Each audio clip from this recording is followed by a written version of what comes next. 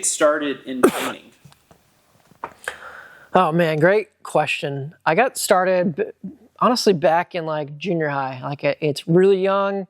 I just kind of started doing some art projects. And when I got into high school, I met my high school art teacher, which was like a pivotal point in my life, right? Like everyone has that moment of like which direction your life is going to go. Like I had no idea where I wanted to go in my life. It would just decent at art, but didn't really know that it was like a career path, right? Like never in a million years thought, oh, I can do art for a living, right? Well, I met this high school art teacher in the middle of Missouri, and he had this airbrush in the back of class. Didn't even have an airbrush class, right? I just kind of doing side projects or painting t-shirts, a couple like dirt helmets for like local drivers. I was already into racing, but just like finished my work really quick and like really got a passion for it. Like, and it started off like when I was like 14 or 15, right? And then through that, it just kind of grew and grew. And by the time I was like a junior or senior, like I was doing enough work where I'm actually getting paid, like not well, but like enough for be like, okay, this is a real job. You know, I can do something, right? And then it got into meeting more race car drivers and actually doing more helmets and being able to ship that helmet anywhere in the world. I didn't have to travel to paint something. I could just take this, you know, the bowling ball, basically paint art on it and send it back. And then it got into NASCAR where I'm seeing it on TV, and then I'm paying for like a JJ Yaley, right? And I'm like, oh, we have a driver in this race. And I was just so pumped to even have one of my helmets in a cup race, you know? So it kind of it started so small, and then it just snowballed and snowballed and snowballed. And once I really got good at my skill and put those 10,000 hours in, that's when it really exploded. Over the years, you've painted guitars and helmets for everyone from drivers to rock stars. Do you have a project that stands out to you as your favorite? I get asked this question so many times in like every interview, and I've tried my hardest to like, you know, narrow down the list of like, what is the coolest project we've done or the coolest name, right? And the best answer I can come up with is just any of the projects that have like a big meaning behind it, or if it's a surprise helmet for like their last race, or like a Justin Allgaier's daughter that comes in and she's painted helmets with us now for 10 years, right? And when she comes in, she paints this helmet for her dad, and it's the thing that she's been looking forward to the whole year and has this big idea for it. And then when Justin opens it and sees it for the first time and like what his daughter has created, and then he gets to go back and, you know, watch the video that we made and see that every year is like she gets a little better at this, or her handwriting on the back looks better. And I just think that emotion that I get to put into a helmet is like the coolest thing in the world. So any project that is like that, or I know that helmet's going to go on the mantle and not just in a, you know, a glass case with all the other ones, that one's going to stand out from the rest. I think that's the coolest project, man. That's the ones I take the most serious, and I'm the most excited about painting them. That's really cool. Can you tell us a little bit about the impact that Sam Bass had on your life? Sam Bass had a huge impact on my life. I know, not just with me, but I think any motorsports artist, right? Like, he built his name, and, you know, he's first and only NASCAR licensed artist, right? Like, so anything in that era, there was no Photoshop, or, you know, AI wasn't around or anything like that. You know, it's pen and paper.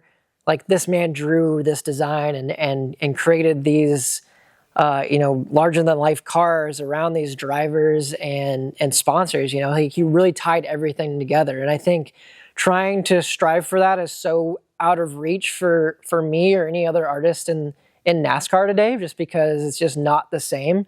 When I first met Sam, I was, you know, insanely intimidated just to even talk to him, just because he was just this larger than life guy. And, you know, the friendship I had with him and got to really know him, you know, he helped me a little bit on the art side, but honestly, a lot of the business side comes from Sam, just from him dealing with these, you know, big corporate companies. It's stuff that people don't think about in racing. Like, these are, you know, big Fortune 500 companies and CEOs that you have to deal with, and marketing teams, you know, and they'll have their own design teams and stuff. So it's really just being able to, you know, sell your art to people like that, and making sure you don't undersell yourself, you know, deadlines, just being very professional in the art world. You know, I think that is the biggest thing Sam probably brought to me.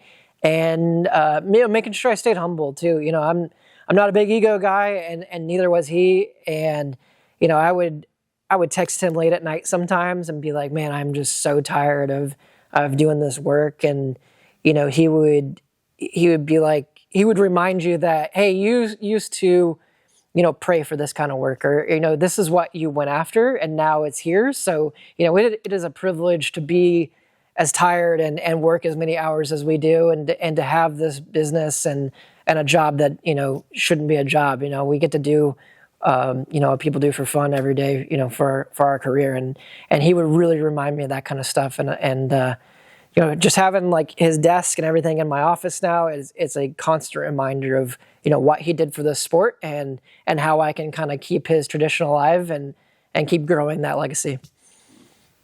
What advice would you give to painters wanting to get into the sport?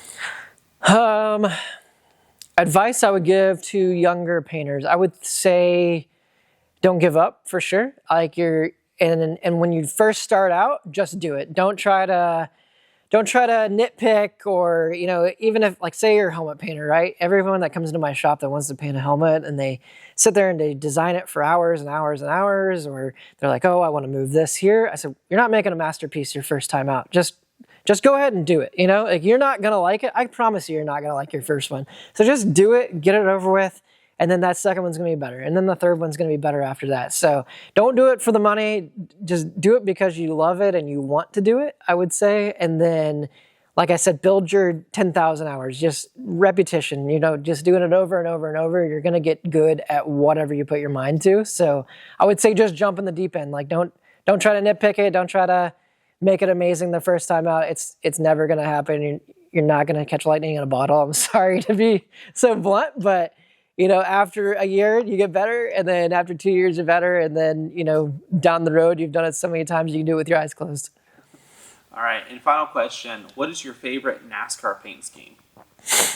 Favorite NASCAR paint scheme? I mean, the cup scheme that's on the track today has got to be the 48, just because, it's designed at off-axis, and we don't ever design paint schemes, but it was definitely cool to design a paint scheme for my friend Alex Bowman for this year. So I'd say current paint scheme, 48 for sure, but old school paint scheme, and the Richard Petty, the blue and the orange always stood out to me. That is my favorite of that era for sure. And then I would say any Jimmy Johnson car, through the Lowe's era is just so cool. Like those colors of the dark blue and then the neon, any of those colors that really pop on track, man, every one of the Jimmy Johnson cars were cool. That's why when they asked me to design the 48 car, it's just such a cool thing, because I was always such a big 48 fan. So I don't know, they all look amazing now. You got so many good artists that are, current day artists that are doing it all. Harris and, guys like Ryan Williams. They're all just amazing artists, and I love seeing what they create. So I will definitely be one and done in the car designing, and I will stay in my lane with painting helmets, because it is a completely different world.